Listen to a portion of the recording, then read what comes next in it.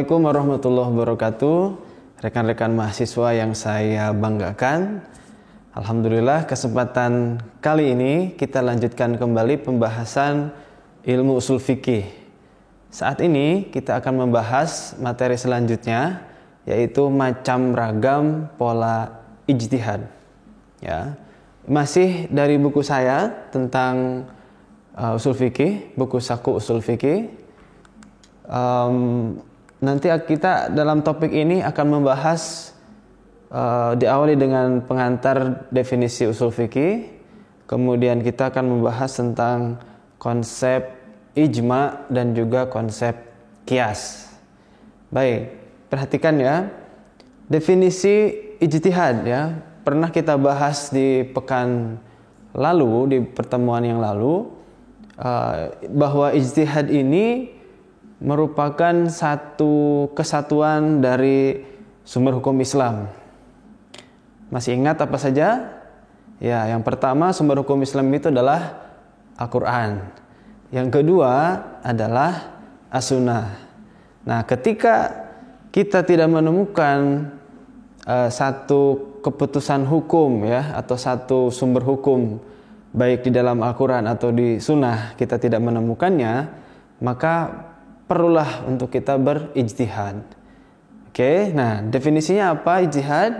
Kita lihat secara bahasa, ijtihad itu berasal dari kata jahada, ya, artinya bersungguh-sungguh. Ya, pernah membaca atau hafal satu ungkapan, ya, man jahada fina lanahdiyannahum subulana, kan gitu. Ini ayat Quran ya. Barang siapa yang bersungguh-sungguh, ya, maka kami, kata Allah, akan memberikan petunjuk. Petunjuk apa? Subulana, jalan kami. Artinya barang siapa yang bersungguh-sungguh di dalam agama Allah, dalam melaksanakannya, maka Allah akan memberikan solusi terhadap jalan-jalan dalam agama kita ini. Nah, itu artinya jahada. Ya, bahkan jahada ini nanti secara derivasi kalimat, ya, kita akan menemukan frasa jihad misalkan. Nah, itu juga sama ya. Ini nanti akan kita bahas juga bahwa jihad itu dalam arti sesungguhnya adalah ya ini ya, sungguh-sungguh dalam segala hal. Nah, dalam melaksanakan proses usul fikih, ya, bentuk jihad bagi kita selaku akademisi atau para ilmuwan, ya, maka disebut dengan ijtihad. Nah, ya, bisa paham ya. Selanjutnya, nah, secara terminologi apa itu ijtihad?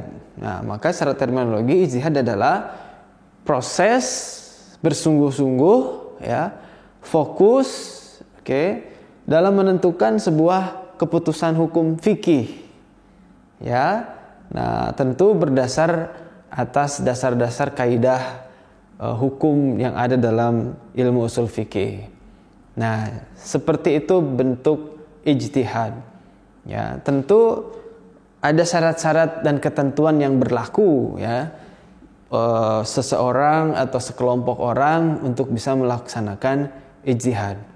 Yang paling fundamental, yang paling penting agar bisa melaksanakan ijtihad tentunya adalah kapasitas dan kompetensi ilmunya itu tepat. Gitu. Jadi kalau ingin memutuskan satu keputusan hukum ijtihad, ya, maka ilmunya harus tepat di situ, ya. Di situ ada tentu kalau ilmu dasar agama Islam, ya, bisa memahami tentang tafsir Al-Qur'an, tafsir hadis, ya, ilmu kalam, misalkan gitu, usuluddin, ya, ilmu tasawuf, nah juga usul fikih. Nah, ini yang sangat penting dalam rangka proses ijtihad. Baik, bisa dipahami ya. Selanjutnya, nah kenapa kita atau apa sih dasar epistemologi melaksanakan ijtihad ini? Ah, ini pernah kita bahas juga tentang sebuah hadis Nabi, sahih ya hadisnya, diriwayatkan oleh Imam Bukhari dan Muslim, bahwa ketika Mu'ad bin Jabal diutus oleh Rasulullah Muhammad SAW untuk pergi ke Yaman dan juga menjadi qadi di sana, menjadi seorang hakim, pembuat keputusan. Mu'ad ditanya oleh Rasulullah, ya kan? Wahai Mu'ad, kaifa taqdi idza aradalaka qada? Itu. Mu'ad, di Yaman nanti bagaimana caranya kalau kamu diminta untuk memutuskan satu keputusan hukum? Mu'ad berkata, ya kan, aqdi bi kitabillah, aku akan memutuskan hukum dengan hukum Allah, yaitu Al-Quran. Kalau tidak ketemu, kata Rasulullah, fa'ilam tajid fi kitabillah, terus gimana? Kan gitu. Kalau nggak ketemu di Quran, terus gimana? Kata Mu'ad, aqdi bi sunnati Rasulillah, kan itu. Aku akan melakukan sebuah keputusan hukum berdasarkan atas sunnah Rasulullah, yaitu hadis Nabi berupa perbuatan, ucapan, dan juga ketetapan Nabi. Nah, yang ketiga ditanya lagi, terus kalau dalam sunnah nggak ketemu gimana? Nah, Rasul atau Mu'ad kemudian berkata, ajtahidu ro'i, ya, aku akan berijtihad, aku akan bersungguh-sungguh menemukan keputusan hukum itu dengan ro'yu, dengan pemikiran, dengan argumentasi dia. Nah, tentu pemikiran atau argumentasinya bukan sekedar pemikiran argumentasi yang asal-asalan, ya, tetapi harus berdasarkan hukum juga. Nah, itulah disebut dengan ijtihad. Nah, hukum apa saja yang kemudian bisa dijadikan sebagai pola-pola ijtihad? Nah, akan kita bahas dalam selanjutnya. Yaitu yang pertama, ada konsep atau ada bentuk ijtihad yang disebut dengan ijma. Ya, apa itu ijma? Secara bahasa, secara etimologi, ijma adalah berasal dari kata-kata jama'a, yajma'u, ijma'an. Ya, artinya apa? Berkumpul, menyatu, bersama, bersepakat. Oke, maka kita pernah sering mendengar berjamaah misalkan, ya, itu kan apa? Bersatu, ya kan? Bareng-bareng, bersama-sama. Nah, itu asal kata bahasa dari ijma. Secara terminologi seperti apa? Secara bahasa, secara istilah, ijma adalah kesepakatan para ulama mujtahid. Paham ya? Kalau saya bilang mujtahid itu, bayangan kita adalah betul-betul ulama yang kompeten tadi. Ya, para mujtahid, para ulama yang kompeten, ya, pada satu masa yang sama, karena dalam ijma ini memang harus syaratnya adalah sepakat bersama bertemu, ya, kemudian memutuskan satu perkara agama, ya. Jadi kalau kita bayangkan, misalkan ada satu contoh kasus, apa ya, misalkan ada contoh kasus baru, ya, tentang jual beli online misalkan. Ya kan, itu kan baru, ya. Dalam Quran cari ada nggak ayat-ayat yang menunjukkan tentang jual beli secara daring, secara online? Gak ada kan? Hadis juga nggak ada. Nah, maka solusinya gimana? Ijtihad. Maka para ulama kemudian berkumpul, ya, berdiskusi, bermusyawarah. Bagaimana nih hukumnya jual beli online itu? Ya kan? Nah, ulama A kemudian bicara, jual beli online boleh selama memang itu tidak ada hal-hal yang dilarang di dalam jual beli online tersebut, ya kan? Ulama B kemudian menyampaikan lagi, oh betul itu, karena di dalam jual beli online itu pedagang dan pembeli itu, atau pedagang jujur misalkan memperlihatkan gambar produknya, ya kan, sesuai kenyataannya gitu, tidak direkayasa, ya kan. Kemudian ulama yang lainnya, oh iya, ketika barang itu dikirimkan oleh si pembeli ternyata betul itu yang dia inginkan di lapak online-nya betul-betul adalah barang itu. Nah, akhirnya semua bersepakat, oke, kalau begitu jual beli online itu hukumnya halal.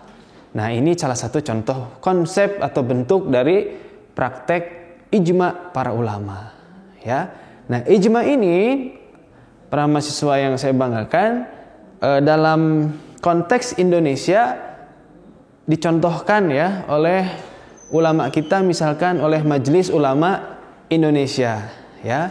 MUI merapatkan satu keputusan, satu kasus hukum baru, kemudian muncullah fatwa MUI. Nah, itu salah satu contoh ijma.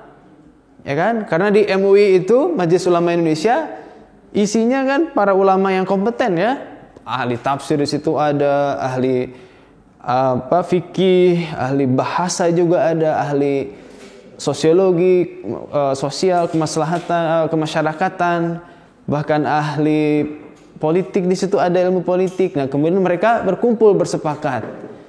Maka muncullah satu keputusan MUI misalkan. Nah, itu salah satu contoh dari ijma. Oke, bisa dipahami ya. Selanjutnya, bentuk kedua adalah qiyas. Nah, apa itu qiyas? Baik, secara bahasa, secara etimologi, qiyas itu adalah berasal dari kata qasa yaqisu qiyasan.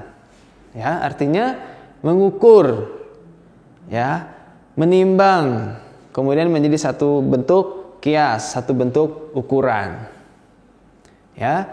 Secara terminologi, secara istilah usul fikih, qiyas itu adalah melakukan proses analogi atau persamaan, ya, atau pengukuran. Nah, kalau kita kaitkan dengan istilah bahasa tadi, ya kan, mengukur, menyamakan satu hukum, sebuah hukum baru, dikiaskan gitu, disamakan, dianalogikan terhadap hukum lama yang pernah ada dan itu sudah sepakat para ulama. Ya, hukumnya sudah pasti. Nah, itu adalah qiyas. Saya kasih contoh misal narkoba ya. Apakah istilah narkoba itu ada dalam Quran? Ada yang pernah baca an-narkoba'u misalkan gitu dalam Quran? Kan enggak ada ya. Atau dalam hadis juga enggak ada ya. Nah, maka narkoba itu adalah satu hukum baru kan? Nah, ya kan? Narkoba kemudian dikiaskan dengan apa? Ya, disamakan dengan hukum khamr. Loh, kok bisa? Nah, ternyata dikiaskannya itu adalah dalam hal kerusakan yang ditimbulkannya. Kita tahu kalau narkoba itu kan sangat merusak kesehatan ya. Narkoba merusak kesehatan tubuh, misalkan juga merusak jaringan-jaringan sel otak, itu juga merusak banyak organ-organ dalam manusia, ya, atau sederhananya disebut memabukkan. Nah, itu jadi narkoba, narkotika dan juga obat-obat psikotropika yang lainnya, ya, itu membuat orang mabuk. Nah, ternyata dalam Al-Quran itu ada hukumnya, ya kan? Kullu muskirin khomrun. Nah, setiap yang memabukkan itu adalah khomer. Wa kullu khomrin haramun. Dan setiap khomer itu adalah haram. Nah, itu hukum illatnya, ya, atau hukum asal yang sudah ada kepastian hukumnya itu adalah bahwa setiap khomer itu adalah haram, dan khomer itu yang didefinisikan khomer itu adalah setiap yang memabukkan. Ternyata narkoba juga memabukkan. Nah, maka narkoba hukumnya itu dianalogikan, dikiaskan, disamakan dengan hukum khomer. Nah, dari situ maka diputuskan bahwa hukum narkoba, ya, adalah haram karena memabukkannya itu. Oke? Nah, jadi misal dalam hukum Islam itu ada hukum cambuk, ya. Ada hudud, ya, ada had, ya. Jadi had itu, hudud itu adalah hukum yang memang sudah pasti dalam Al-Qur'an. Jadi bagi pemabuk itu yang mengkonsumsi khamar, meminum khamar, itu kan dicambuk misalkan gitu, ya. Nah, maka dalam narkoba juga kalau kita ingin mengkiaskan secara hukum Islamnya, maka boleh saja ya, hukuman bagi pengkonsumsi narkoba sama dengan hukuman pengkonsumsi khamar, yaitu dicambuk misalkan dengan beberapa kali. Nah, itu salah satu contoh kias ya. Banyak sekali contoh-contoh yang lainnya.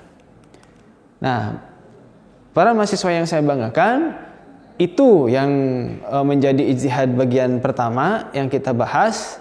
Saya kasih kesimpulan bahwa ijtihad itu adalah satu proses ya, menemukan satu konsep hukum yang baru yang memang tidak ada di dalam Al-Quran dan juga As-Sunnah.